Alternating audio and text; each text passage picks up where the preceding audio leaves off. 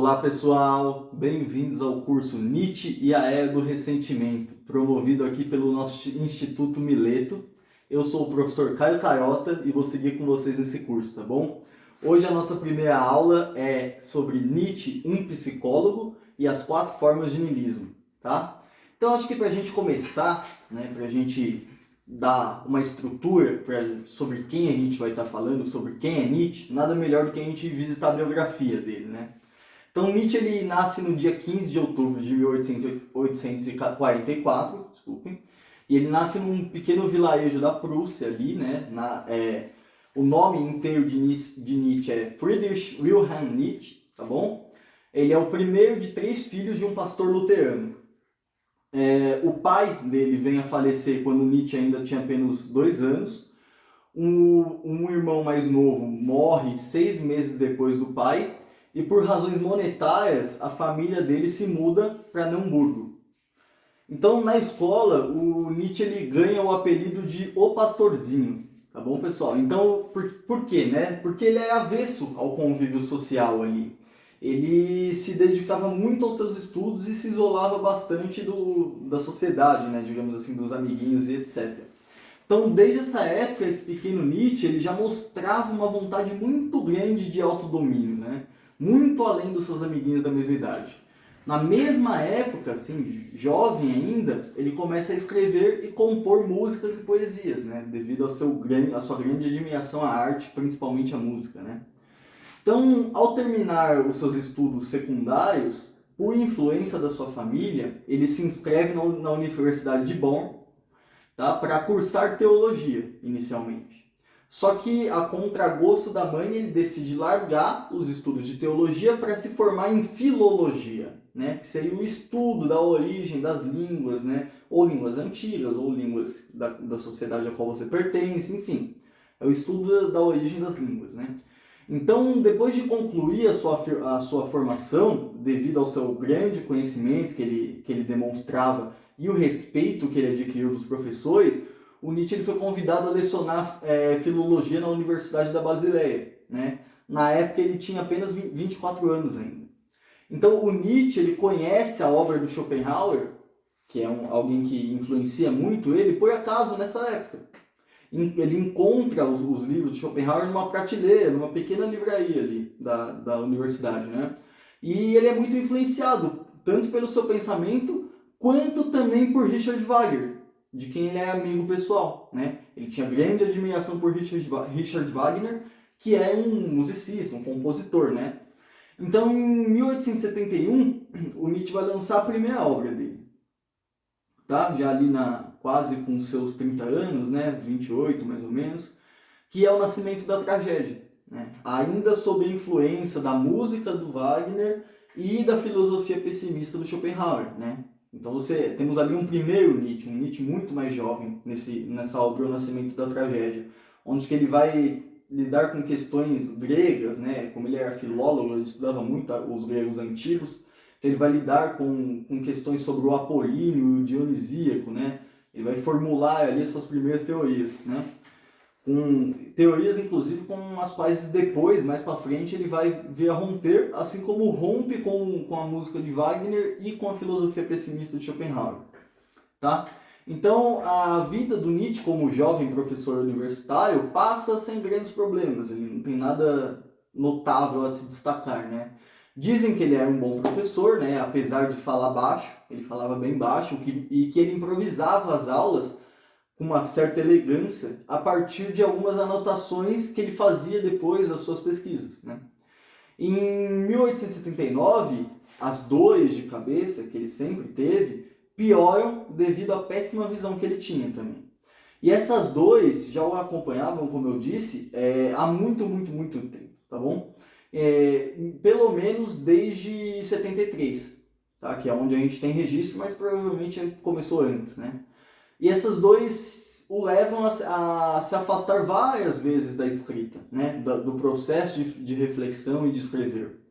Então, o Nietzsche ele acaba pedindo demissão para a Universidade da Basileia para passar o resto da vida dele como um filósofo errante, né? E com um salário mensal que foi concedido para ele pela universidade de 4.000 francos, né? Mensais ali, pelos serviços que ele prestou à comunidade, né, como professor.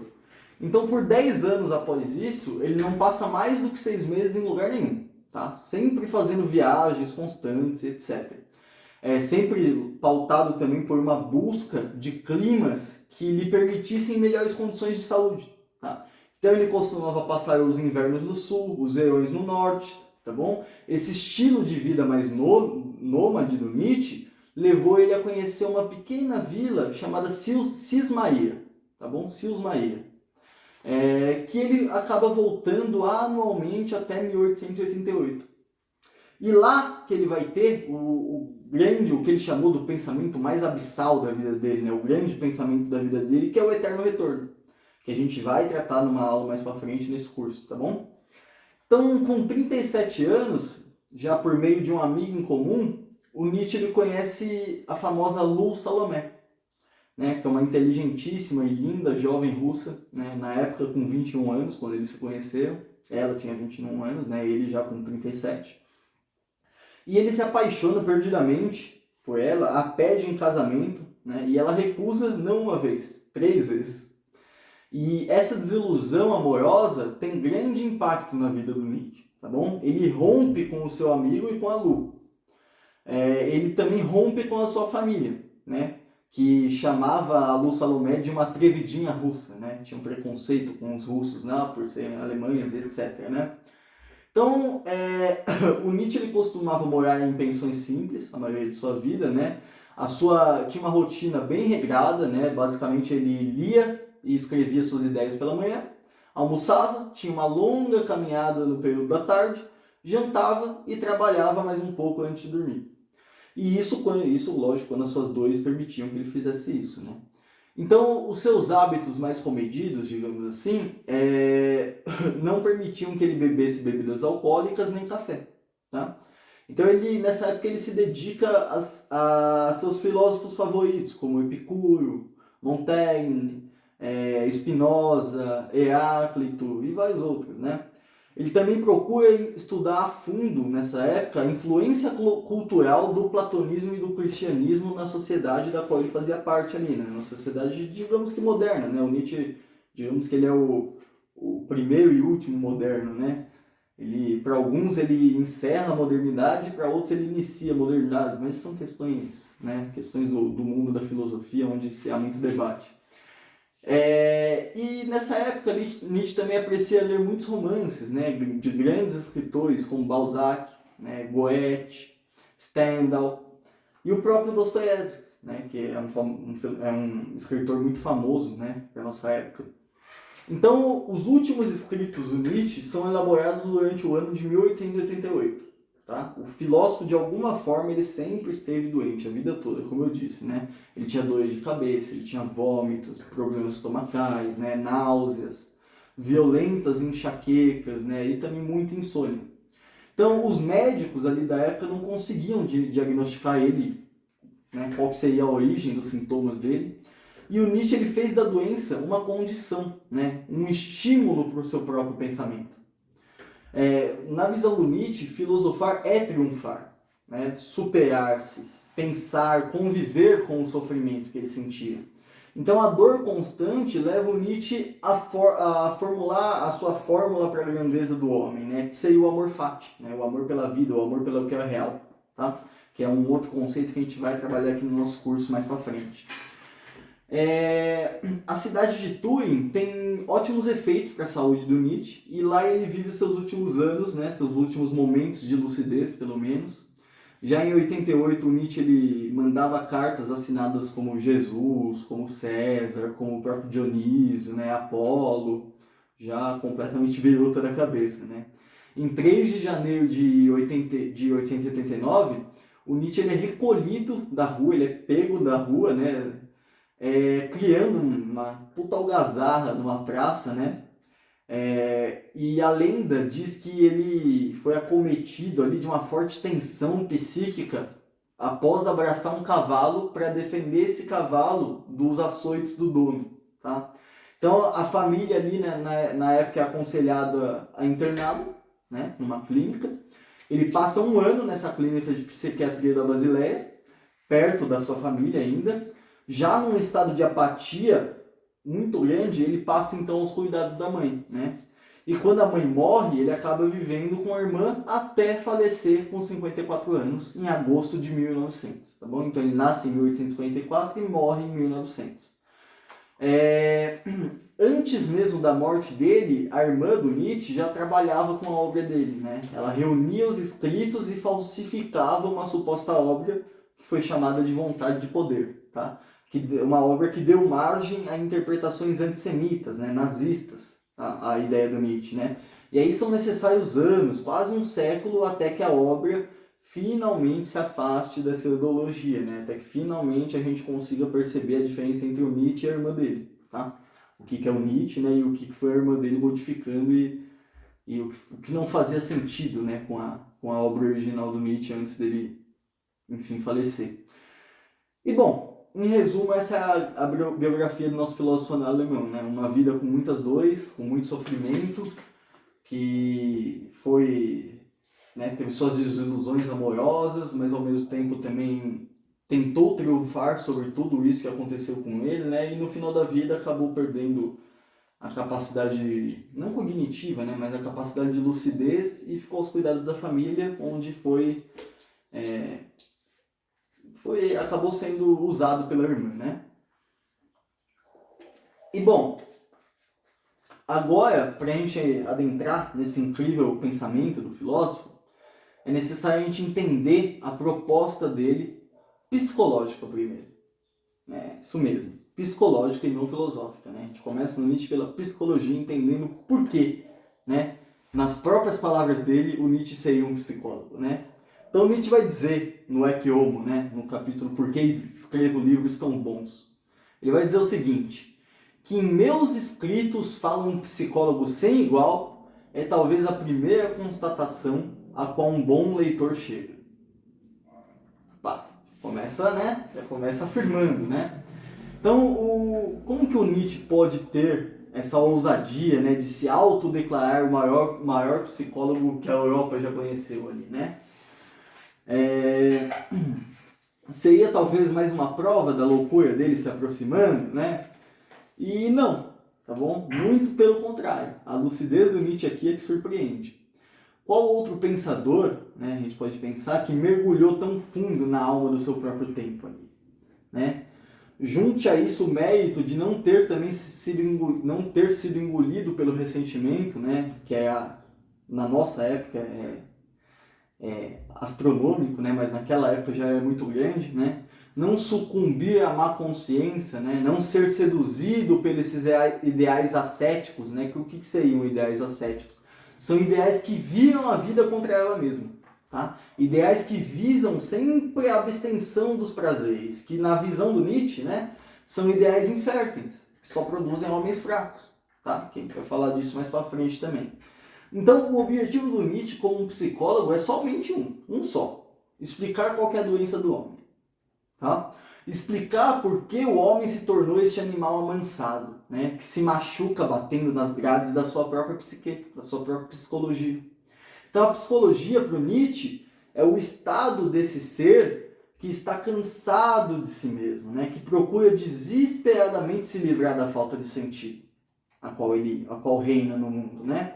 Só que ao mesmo tempo, e também por causa desse desespero de se livrar da falta de sentido, é um ser que se tornou tão interessante nesse processo.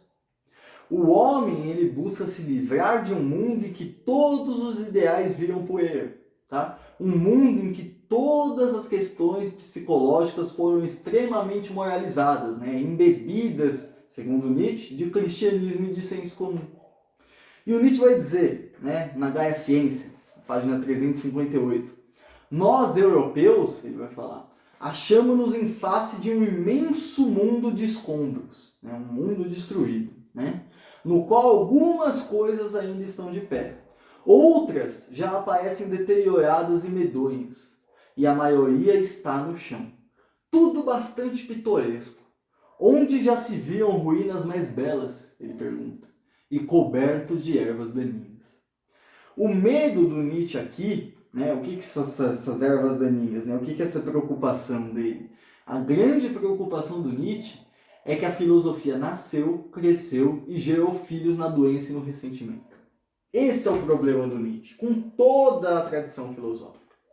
A tarefa do Nietzsche, ou do psicólogo Nietzsche, é não permitir que isso aconteça. Tá? Então, por que seria uma grande desgraça, na visão do Nietzsche, para a humanidade toda, uma filosofia que tirasse conclusões de um corpo que não tem mais vida, que não carrega mais uma chama criadora em seus atos, que só espera a morte em busca de um além. Só que, infelizmente, o Nietzsche vai constatar que essa é a condição do pensamento em quase todas as vertentes modernas. Tá? A filosofia dos padres, a filosofia dos idealistas, os psicólogos ingleses, eles expressam sempre um corpo cansado de si mesmo, tá? Que nega a terra, nega a vida, despreza o corpo, né? Sucumbe à doença e por isso acaba invertendo os valores. Tá? Então uma filosofia que é impotente sempre vai inventar mundos onde finalmente a paz é milagrosamente alcançada, né? Onde tudo dá certo e tudo reina da melhor forma possível. Então esse é o maior objetivo da filosofia do Nietzsche, tá? Compreender a doença que abate a alma humana. Entender qual a motivação oculta nas perguntas de todos os pensadores que vieram antes dele, né? Quais são suas crenças, seus ideais, suas inversões de valores. Então, a filosofia do Nietzsche é uma filosofia da suspeita, né? Que realiza sempre uma reflexão sobre o próprio ser humano, né? Sobre algo que não quer ser visto, né? Sobre as intenções ou valores que não querem se mostrar no ser humano. Então, o objetivo do Nietzsche é evitar que a doença se espalhe para todos, né? Ninguém havia perguntado antes dele de onde é que vêm os valores. Quem quer esses valores? Tá? Os valores nascem da doença ou eles nascem da saúde? Eles são uma necessidade de um consolo ou uma afirmação da potência da humanidade? Então Nietzsche vai dizer, né?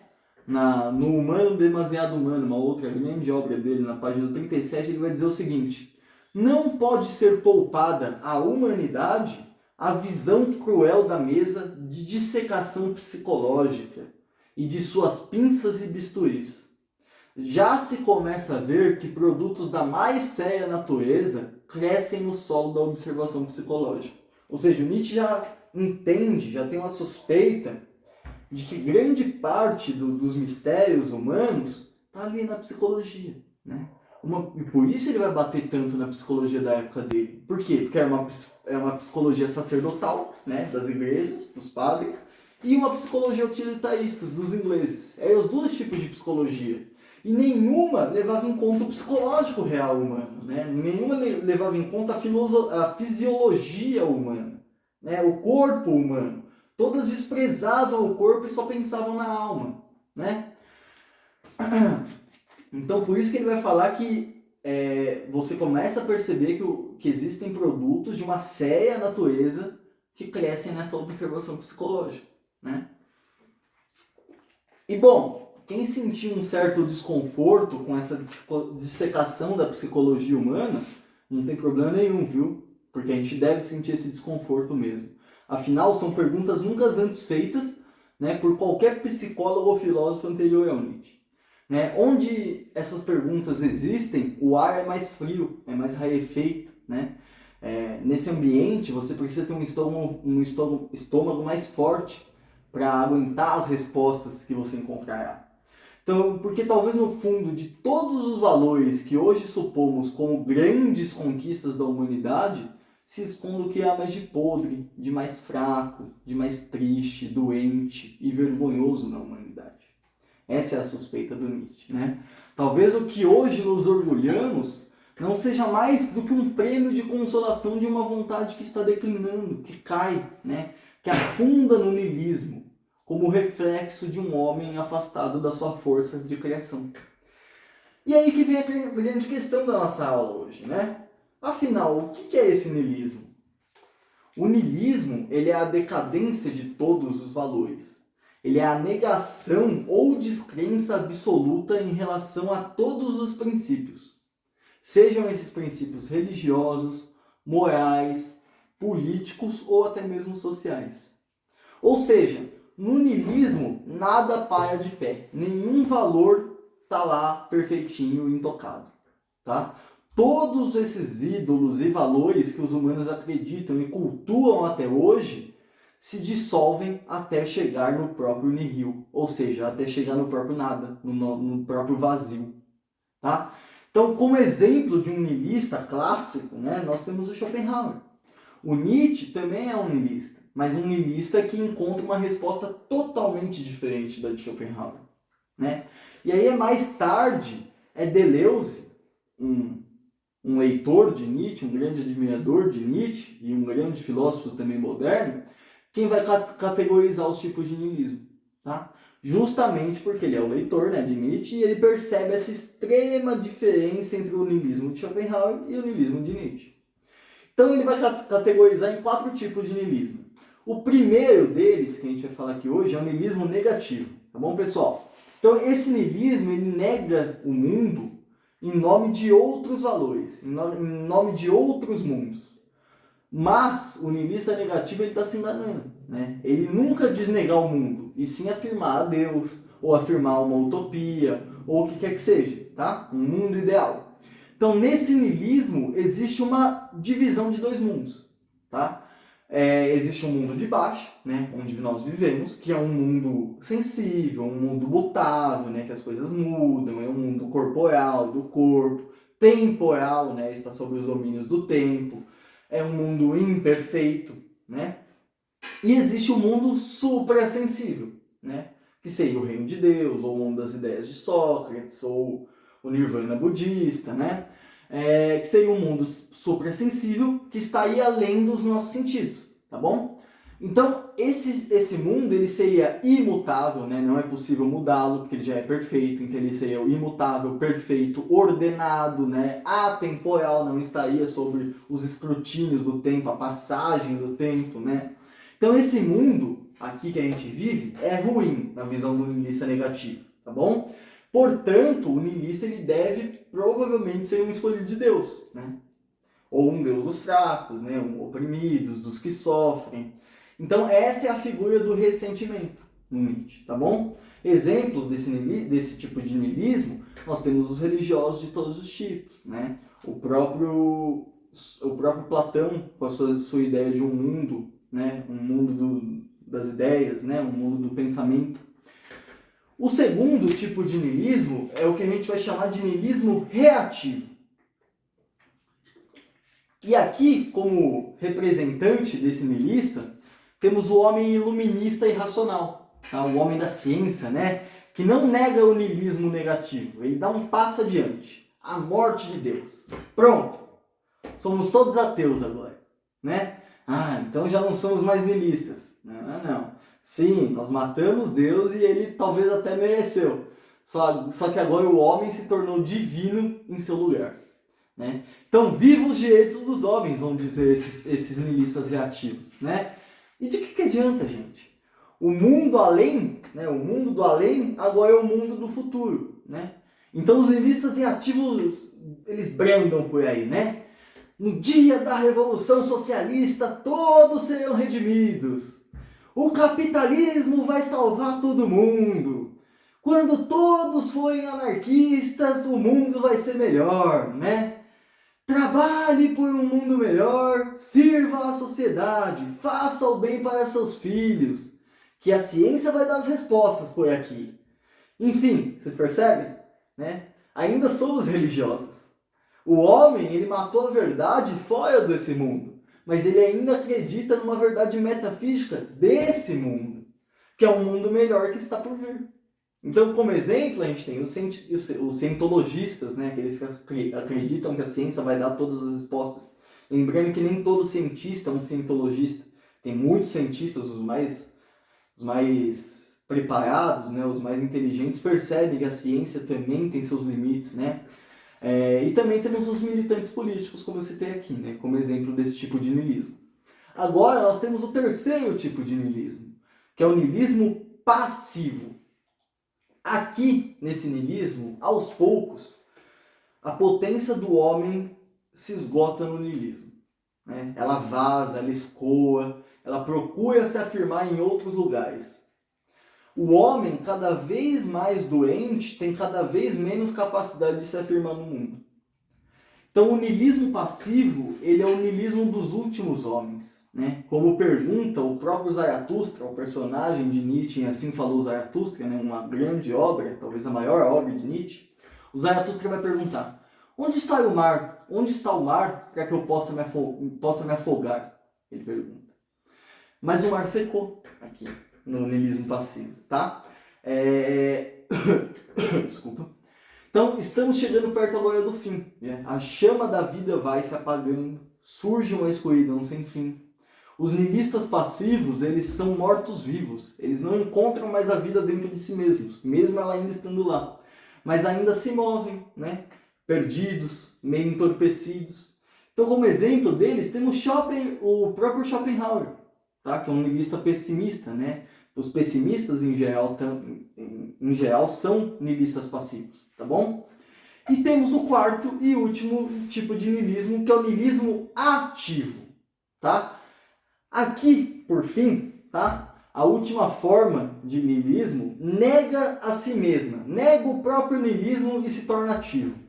Ou seja, nega o próprio pessimismo e manda desculpa eu ter um grande foda-se pro mundo. Tá? Aqui existe um rompimento, uma enorme mudança na capacidade de valoração do mundo. Tá? Ou seja, de uma valoração feita pelos outros, né? De ideais e princípios dados pelos outros, aqui há uma valoração feita por si mesmo, tá? Pelo indivíduo. Então o niilista ativo, ele tem como objetivo se destruir de modo ativo, ativamente. Ou por quê? Né? Porque ele entende que ele é uma corda estendida no abismo. Ele tem que ser um meio para que o homem supere a si mesmo.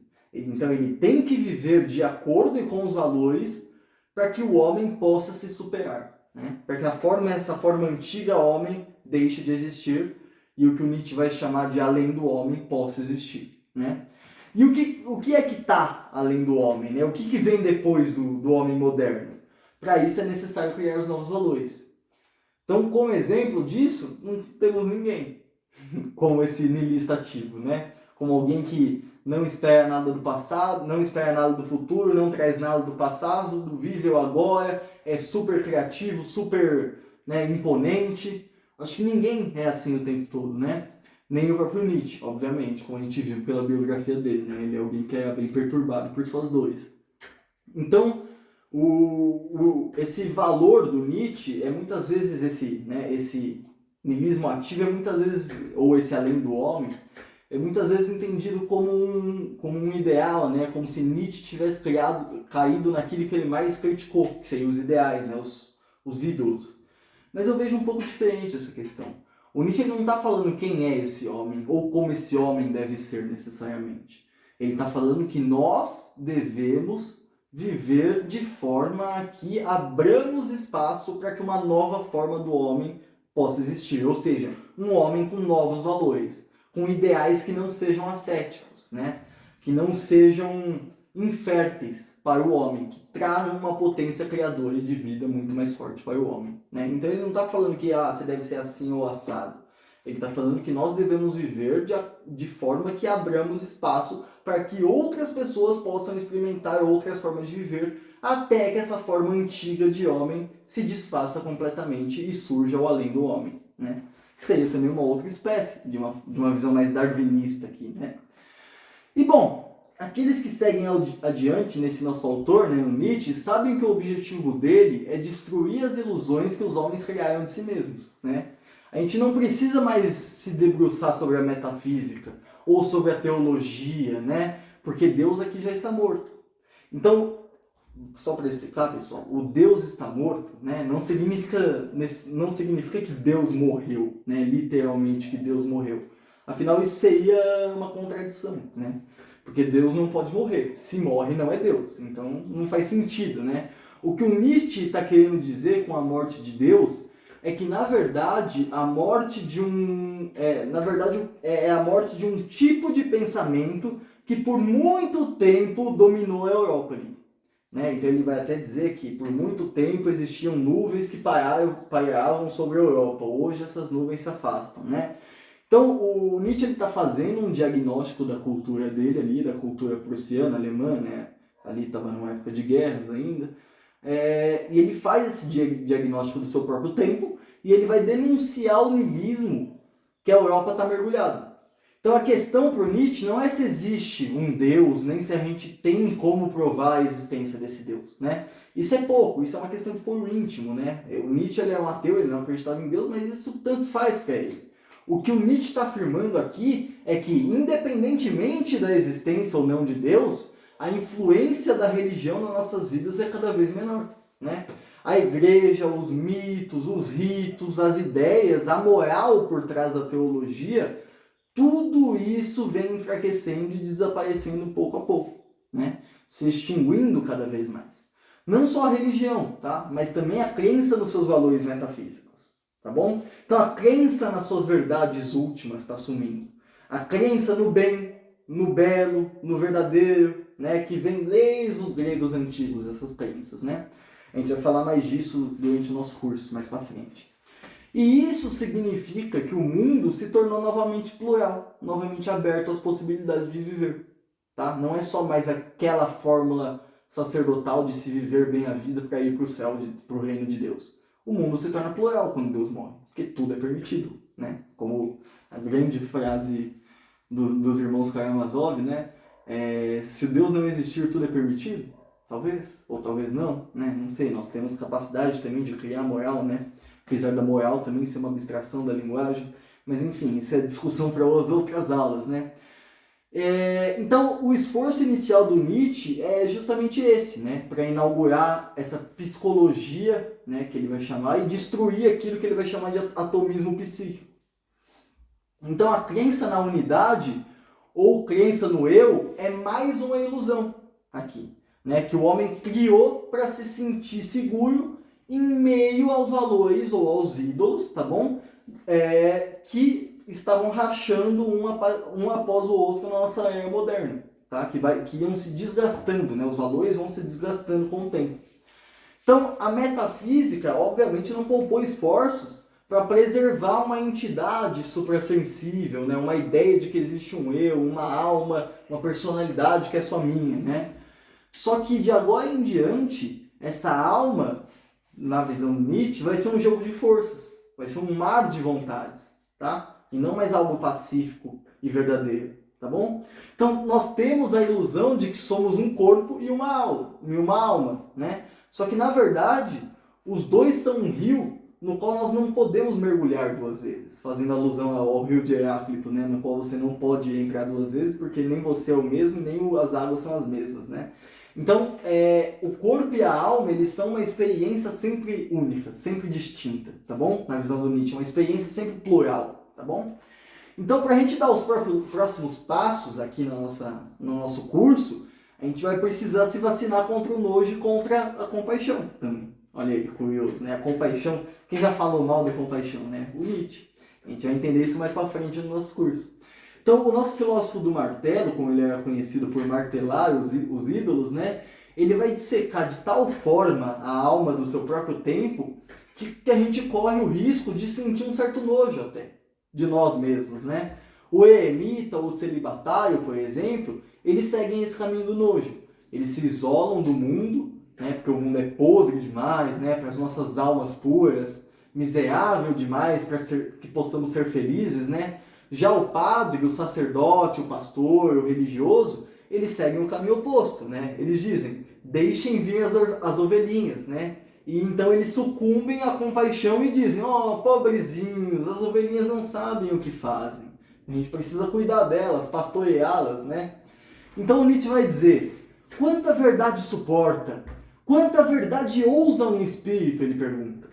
Cada vez mais se tornou isto para mim a verdadeira medida de valor. Erro, a crença no ideal não é cegueira, erro é covardia. Ele vai dizer isso no Ecce Homo, no prólogo, página 3 logo. Então é nem o nojo nem a compaixão aqui. O Nietzsche quer a verdade que se opõe à covardia, ou a coragem que se opõe à covardia. E claro que a gente não está falando de uma verdade última, né, metafísica aqui. Não é a busca por uma grande descoberta que está escondida nos segredos da alma humana. Nada disso.